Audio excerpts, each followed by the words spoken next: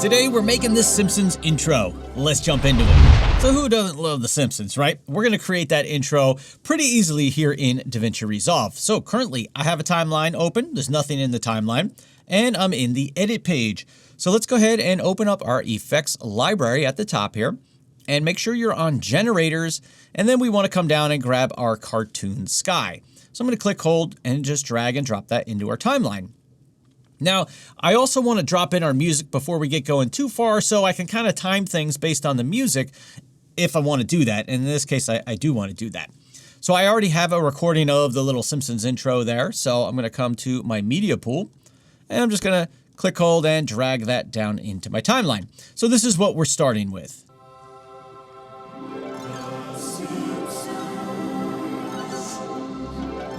So I'm going to say it's going to go to right about there. So I'm going to back that up. I'm going to stretch out my cartoon clouds there just so it's the same length that I want it to be of like the music there. So the next thing we need to do is think about, well, how do these clouds look, right? They look a little bit different in the intro. It's kind of like you're flying through the clouds, which we already have that little zoom up kind of by default there, but the clouds kind of spread out. So we need to create that. So in order to make some adjustments here to our clouds, I'm going to close my media pool here. I'm going to select the cartoon cloud sky. And I'm going to open up my inspector. And in here, we've got a bunch of different parameters that we can adjust that will change the way that these clouds react. So the first thing I want to do is bring the clouds up a little bit because they're kind of low. I want them coming from like the middle of the screen here. So I can come and adjust the vertical position a little bit. The next thing I want to do is maybe increase the number of clouds just a little bit. And if you're not happy with how it's looking, you can adjust the random seed there. It'll just kind of change which clouds are where.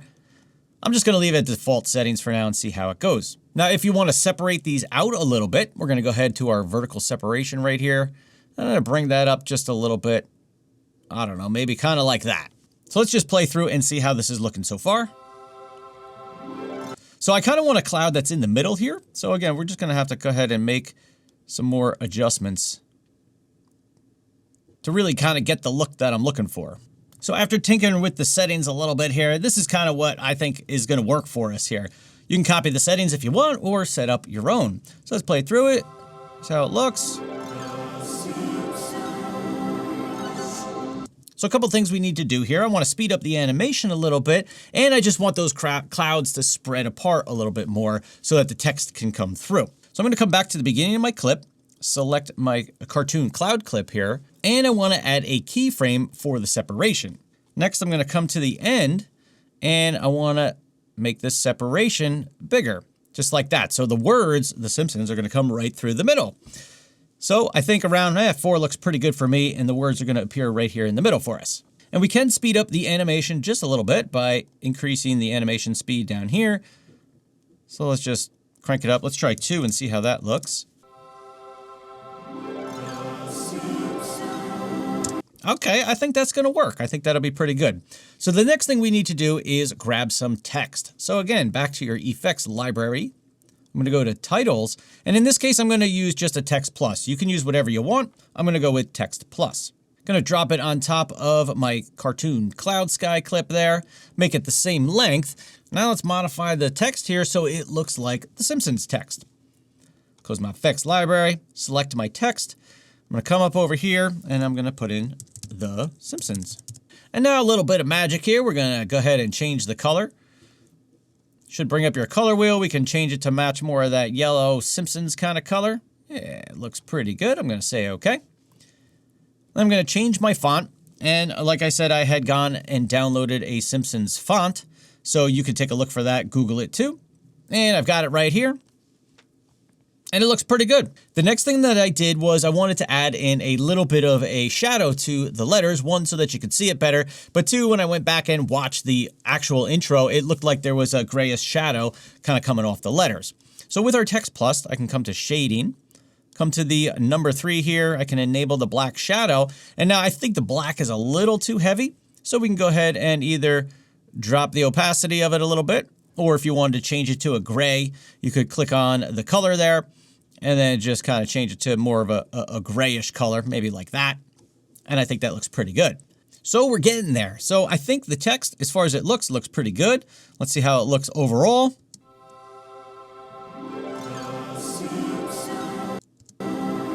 Okay, we're getting there. So the next thing that I want to do is I want the text to start out small and scale up, right? Because it's kind of going to scale up and then we're going to fly through the actual letter P right here into the next scene, which you saw in the very beginning of this video. And now I want to add in some keyframes that are going to change the size of the Simpsons text. So I'm going to start by selecting the clip here. I'm going to come back to my settings for the clip. Go ahead and add a keyframe here. And if you want to open up your keyframe window, you can do that right here. And it'll appear below your timeline here. Might have to make a little adjustment because it gets a little tight on the screen here for all this stuff. But let's go ahead and bring down the zoom. Let's say I want to maybe start it right there. And we're going to have it fade in too, so we got to keep that in mind. So once it gets to right here, that's when it's going to start to zoom a whole lot faster. So from the beginning up until this point, I want it to just kind of scale up to like a normal size, maybe like this, right? And then from this point, we're going to zoom way in to the letter P right here, and that's going to get masked out, and you're going to see whatever video clip that we have behind there. So we're going to get to that in a minute. But first, let's finish up the animation here. So from this point to the end, we're going to want to zoom in quickly right to the center of the P here. A couple ways we could do it. Move your playhead forward to wherever you want it to end. So let's say the very end of the clip for me. I'm going to go ahead and enable this, and then I'm going to zoom it in, all while moving that P and keeping the center of the circle right in the middle of the frame. So you can do it like I did it right there, or you could just come to your zoom and zoom it up and then reposition it a little bit. And we're basically going to fly through the middle of the letter into the next clip. All right, so that's good enough. I think that should work. So let's see how this is looking. Now, one thing that you did notice is it flew all over the place, right? So we actually forgot to add a keyframe there. And I think this is a good lesson in just thinking about what's going to change when you add in the different keyframes. So what I'm going to do is come back to my first set of keyframes here, and I actually need to keyframe the position, right? Because I changed the position of the text. So we need to keyframe that so that it doesn't change until it gets to the point that we're in the timeline right now. So I'm going to go ahead and add a keyframe here, and now I'm going to change these back to 0. So now when we play through, it should work and look okay. So let's give this a shot here.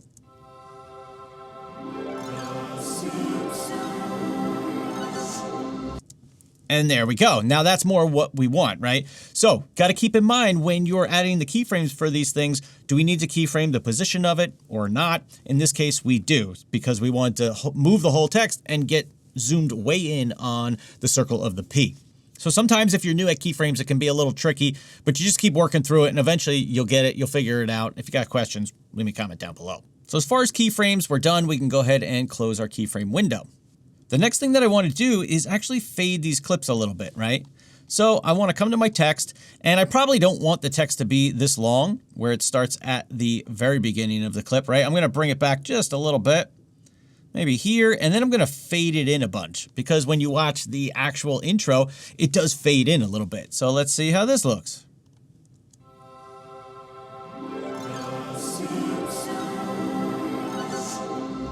So maybe it even starts to zoom in a little quick, right, into the letter P there. So I might want to adjust that actually.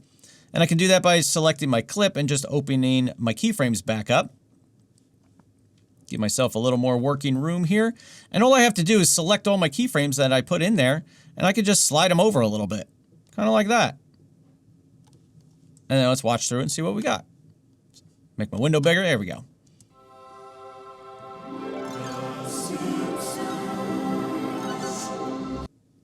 And there we go. Now we're zooming right on through that letter P. I think it's looking pretty good. Now, I'm sure there's multiple ways to do this next part, but here's kind of how I did it. And I think it works out pretty good and fairly easily to really mask this out so that way we can see whatever clip is going to be underneath this. But what I did was I just came in, I selected all my clips that I currently have for this little sequence here, and I made them into a compound clip by right-clicking and saying New Compound Clip. So this is just going to put them all together in essentially one audio and one video clip. So I'm going to call this Simpsons intro. So now it's just all together in one clip, which is going to make it a little bit easier for us when we start to mask out the letter P there. So now I'm going to take this and I am going to go jump over into the color tab. I'm just going to mute the audio here because if we're sliding back and forth, I don't want to hear the music at the moment. So jump into the color tab. And now we're going to use a simple mask that's going to allow us to start to mask out the inside of the letter P. So I want that to start where the zoom starts moving a whole lot quicker. So we can see we go from here to there. So I want it to start right here. Now, the first thing I want to do is come into my node area here. I'm going to right click and we're going to say add alpha output. Because we're working with a mask, we're going to need that alpha output. So I can go ahead and connect that up. The next thing I'm going to do is come on down into my toolbar here. I want to go to the Windows section and I'm going to just add a little circle. And we can see instantly we're masking out everything on the outside of the circle. Well, I want to flip that. I want to invert it because I want to mask out what's on the inside of the circle, not the outside. So I'm going to go ahead and flip that. And now we're going to just size this down to match the letter P. And you might have to adjust it a little bit to get exactly what you want. Scale it down. You can zoom in a lot on the letter P here.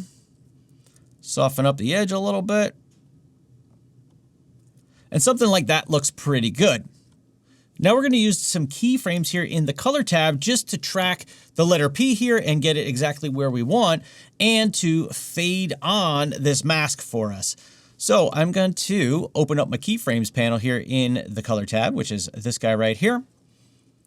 Going to open up my corrector 1 because I only have one corrector node on here and that's where I'm going to be making these changes. So once I've got my keyframes panel open here, I'm going to click the top keyframe right here just to select all these different things just for simplicity's sake here. But what I want to do is now keyframe this mask to slowly come on, right? So right here is where I want the mask to start. So in this case, I'm going to come to my offset and I'm going to make this 0. And now we can see there is our mask. Now I'm going to back up a few frames here. And let's say that's where I want it to start to allow the mask to create that hole in the letter P. I'm going to come back here and type in 1. So now as we play through, you can see it kind of fades on. And then the letters get a whole lot bigger here. So now we need to animate that little mask with the letter P as it gets bigger really quick. So to do that, we are going to, again, use our keyframes. So I'm going to come back to our first keyframe or our second keyframe right here because that's where then the letter gets a whole lot bigger. I'm going to come back into my Windows section right here. I'm going to zoom into this mask and I'm just going to give it a little wiggle here. So it sets a keyframe for me. Now I'm going to zoom out and we're going to move ahead one frame to go frame by frame, move the mask, and it's going to set a keyframe every time I move the mask for any of the changes that I make with it. So now you can see the letter P has gotten bigger. So I'm just going to scale this up. And if you wanted to adjust your feathering there, you can do that. That's no problem. I'm going to go ahead to the next keyframe. Or the next frame, I should say. Going to make it a little bigger. It's going to add another keyframe.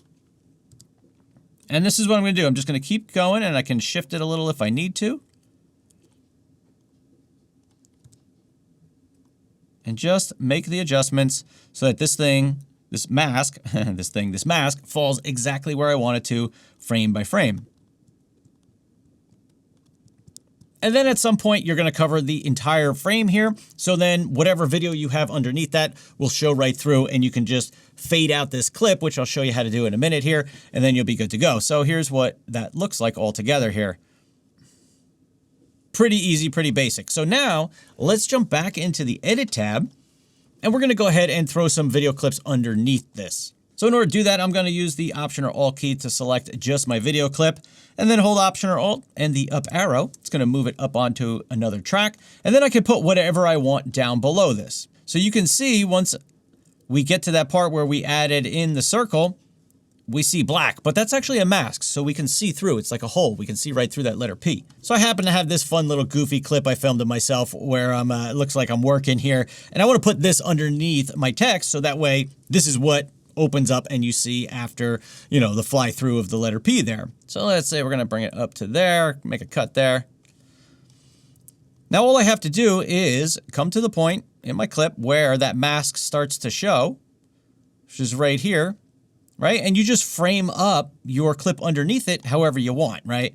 So maybe I'm happy with, how it is. It looks good. I'm going to go ahead and play through that. Here's what it looks like. So let's turn on the music here so we can hear the music.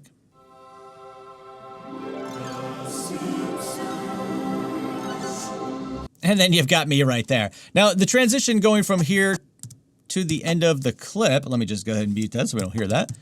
It's not that bad, right? It actually looks pretty good. But if it was a little, a little rough at the end, you could always come to your intro clip here and just fade that out a little bit, because then it'll just kind of fade it, off the screen or out of the frame there, kind of like this. And by fading it out like that, it works out really well. It just kind of fades the clip out and off the screen. So what'd you think? Not too hard, right? We got in there, we used the little keyframes, we used some generators that are already in DaVinci Resolve. You don't have to create a lot of this stuff. You can use assets that are already there in DaVinci Resolve to make really cool stuff. And we got to practice, right? Practicing and playing around is one of the best ways that you can get better at what you're doing. Coming up with this little intro here, I was just working on a different video the other day, and I was like, hey, that looks like Simpsons intro. I should make the Simpsons intro. Let's try it. And I had to figure it out, right? Took me a little while, how to make the mask, what do we want to do? And this is what we came up with. And I thought it was a fun exercise to go through to show how you create something like this and give you guys just a perspective of something cool that you could do that's not that hard, that doesn't take a lot of resources, a little bit of practice, a little bit of time, and you're gonna have yourself an awesome Simpsons intro or whatever you want to make too. So thank you so much for watching. If you've got questions on anything, leave it down below. I'm happy to help you out. And a great video for you if you were looking to learn how to set your audio levels, check out this guy over here. I'll see you in the next one. Peace.